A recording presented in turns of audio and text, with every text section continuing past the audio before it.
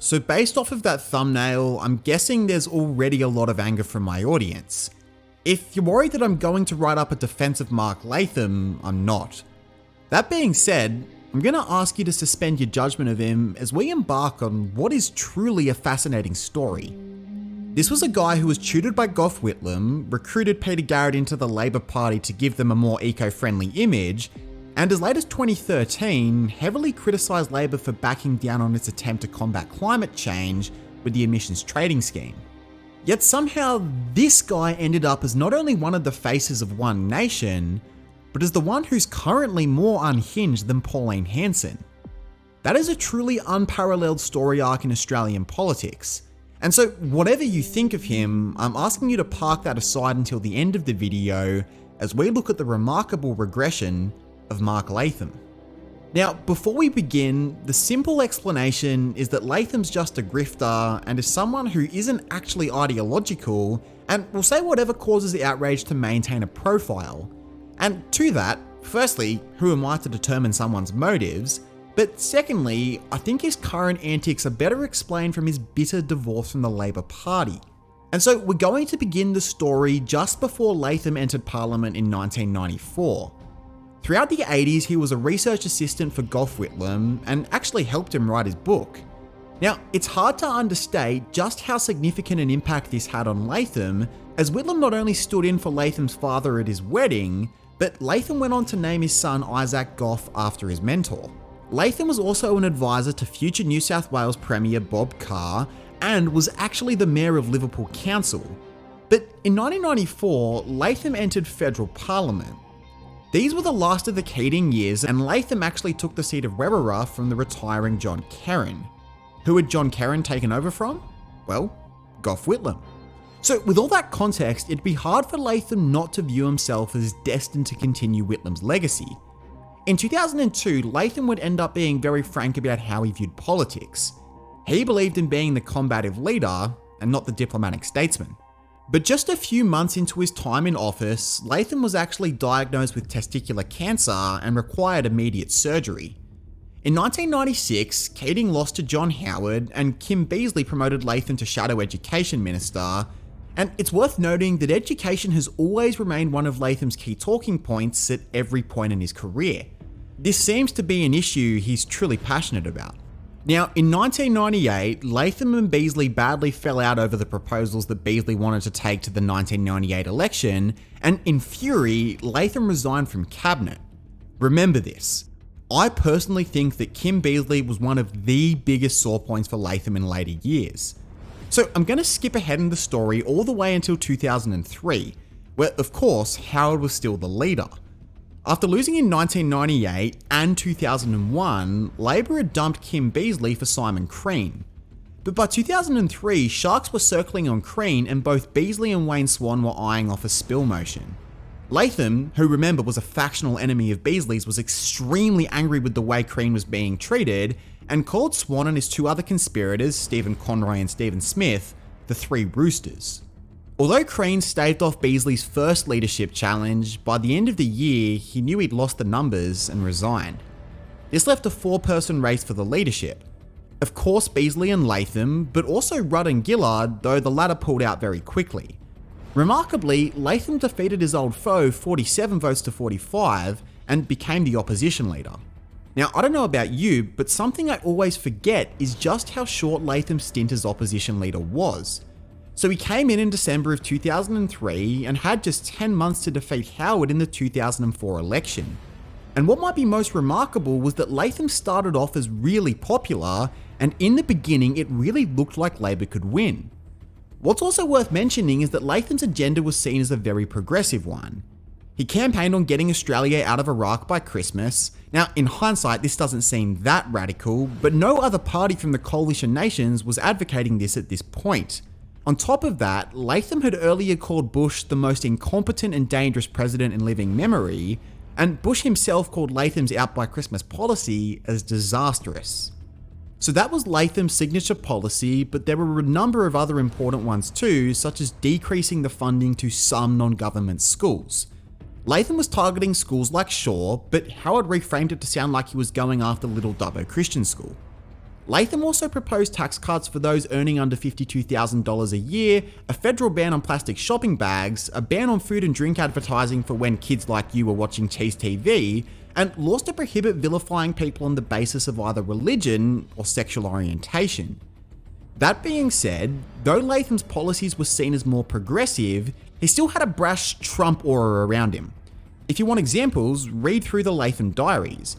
You can get a free excerpt on Google Books. He was clearly unhinged all the way back in the early 2000s. I won't repeat them here because it's not exactly PG for the high schoolers. So for most of the campaign, Latham looked to be in the lead. However, many commentators mark this handshake as the moment where it started to unravel. Latham was crossing paths with Howard as they both took turns on radio. This was the still photo that made its way into the papers afterwards, and the story was that Latham was a domineering bully. The Liberals also used L plates when spelling out Latham to highlight his inexperience as he'd never held a cabinet post before. As Australia went to the polls in 2004, it was a devastating defeat for Labor. Not only did Latham not win government, but Labor actually had a 5-seat swing go against them. Of course, there were immediate talks of deposing Latham, but his defenders did point to the fact that he'd only been given 10 months. Imagine how Michael Daly felt. But Mark Latham was actually suffering with pancreatitis and had taken time off over Christmas New Year.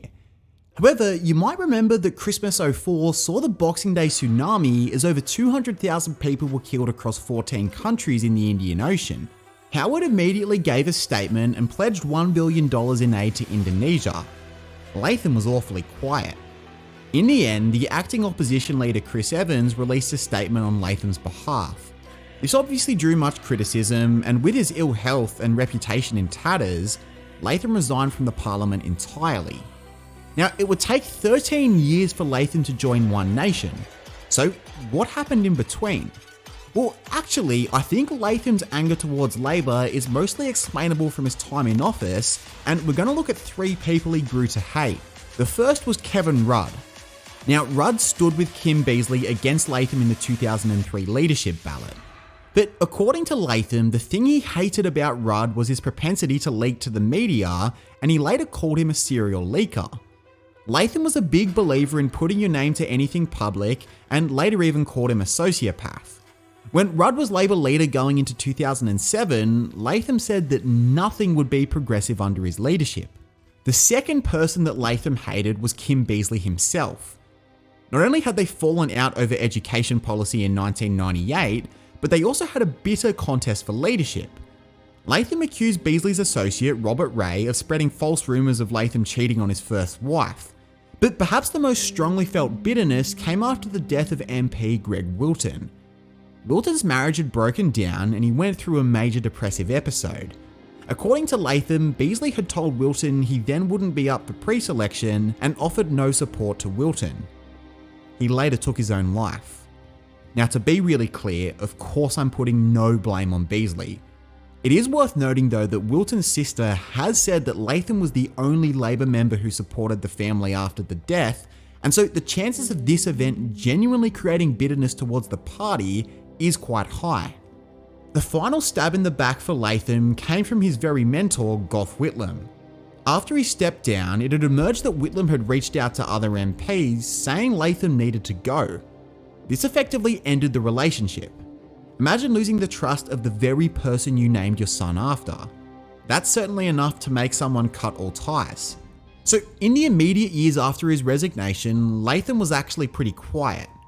His most notable media appearance had nothing to do with politics, but came after he snatched and smashed a camera from a Daily Telegraph reporter at Campbelltown Hungry Jack's. He was placed on a good behaviour bond in order to repay damages. The first major reappearance of Latham came in 2010 when he did a one-off reporting job for 60 Minutes on the 2010 election. Latham was extremely critical of Abbott's Conservative government, but was also scathing about Gillard's and the factional warfare that had divided the party. His final remarks were that Australians ought to donkey vote in protest, and just listen to this. They say voting's compulsory in Australia, but it's not compulsory to fill out the ballot paper. You can put it straight into the ballot box, totally blank. That's what I'll be doing on Saturday, and I urge you to do the same. It's the ultimate protest vote. What's remarkable is that a number of times afterwards he staunchly defended Julia Gillard. Take this Sky News clash with Chris Kenny for instance. You see, the bowling ball had implicated that Gillard was complicit in her former partner Bruce Wilson embezzling hundreds of thousands of dollars from construction companies back in the early 1990s. Latham said this. So Gillard not working on the conveyancing, it's extremely unlikely that she saw the cheque. So you talk about questions and you talk about investigations. There's one matter cleared up. Well, by the source, no, I didn't interrupt you. By the source that you cited. Fine, by the source that you cited. You mentioned Mark Baker in The Age. He wrote a piece saying there was a letter. I don't think it's inconsistent with what Gillard said about the nature of her legal advice. Also, can we just stop for a moment to listen to this glorious takedown of Kenny? If they stick with Julia Gillard, they know Kevin Rudd might be challenging again in 3 or 4 months. So if they want to end it on Tuesday, they could go with Kevin Rudd. Well, Chris, I've got to say, mate, you've got absolutely no idea. For anyone to seriously get on national TV and say that letters to the editor influence caucus votes, mate, hand in your badge. Seriously, well, you've got no idea, buddy. You've got no idea. Well, you tell me this, Mark. You tell me. But as Latham was ratings gold, he received all sorts of invitations for media appearances, and it was here where we started getting really mixed messages. Take this appearance from Latham on Q&A, where he firstly defended Gillard, criticised Rudd, and then above all said his own asylum seeker policy from 2004 was wrong, and that Howard was in fact right. How often do you hear a politician say this? And with this shift from the Labor Party came this other interview. It's a little earlier, 2011 to be precise, where he criticised the party for being beholden to the unions, but at the same time still urged Labor to take stronger action on climate change and criticised them for rolling on Rudd's emissions trading scheme. So in 2013, I'd say it'd be fair to characterise Latham as someone who was very much a renegade and contrarian in the Labor Party, but also as someone who was fairly committed to real reform. And throughout the next few years, Latham didn't veer too far from that course. However, he continued to weigh in on culture war issues and more or less kept getting cancelled for being extremely inflammatory. Just go on his Wikipedia, you can find a pretty comprehensive list. And so I think it was in 2016 where we saw yet another change to Latham's public persona. Of course, it was one of the most famous US presidential elections, and Donald Trump represented a lot of what Latham always was, and even more of what he'd recently become. He was brash, inflammatory, claimed to oppose PC culture, and argued that Washington had gone rotten, a sentiment that Latham felt towards Canberra. Now, in the build-up to 2016, Latham had been making increased appearances on Sky News because he was ratings gold, and gave them left-wing cred by having an ex-Labor guy on. For me, the emergence of Trump and Latham's repeated appearances on Sky News, a news platform who gives heaps of airtime to culture war issues, was the perfect cocktail. Remember, Latham had been cancelled and had a lot of hatred towards the Liberal Party from his lifetime in Labor, but also had a lot of hatred towards Labor from his time in office. So in 2016, Latham voiced his support for Trump as a co-host of Jones & Co, and then in 2017 was a co-host of the Sky News show Outsiders, which was basically just him and Rowan Dean reacting to whatever woke phenomenon they could find. The net result of this was that for the first time since 2004, Latham had a genuine fan base. Except this time, they weren't fans for his policy ideas. They were fans for what he stood against: political correctness. Latham eventually got fired from Outsiders for saying another inflammatory comment. I'm not going to go into them because I don't want to make this video into a culture war. And so after he was cancelled again, Latham announced that he'd joined the Liberal Democrats, essentially our version of the Libertarian Party. At this, Labor gave him a lifetime ban, but the Liberal Democrats decided not to even run Latham in the upcoming 2019 election. So with this, Latham decided to leave the Liberal Democrats and looked around for other options. And Pauline Hanson came knocking. So remember how I said Latham had earlier been a 60 Minutes reporter for the 2010 election? Well, one of the people he'd interviewed was Pauline Hanson, and the two had been on good terms afterwards, as Hanson felt that Latham had treated her much better than the rest of the mainstream media. Even the Mr. Mitchell History podcast. Check it out, link in the comments. One Nation's rallying cry is pretty much solely on culture war issues. He's infected! Pfft, with what? The woke mind virus.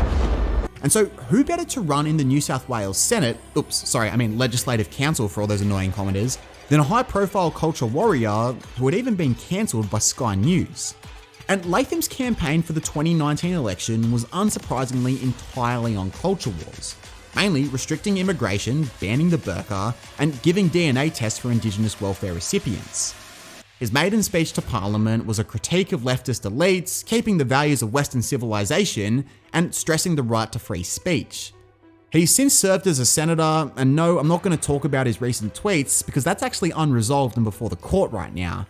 But if this court case doesn't end Latham, rest assured he's going to say something even more unhinged very soon. And before you click off, I've got a question. Which of these here is Billy Hughes? If you don't know, you should definitely click on this video here. Latham wasn't the first to defect from Labor. Except unlike Latham, Hughes decided to form a new party which would end up being the Liberal Party. You don't want to miss it.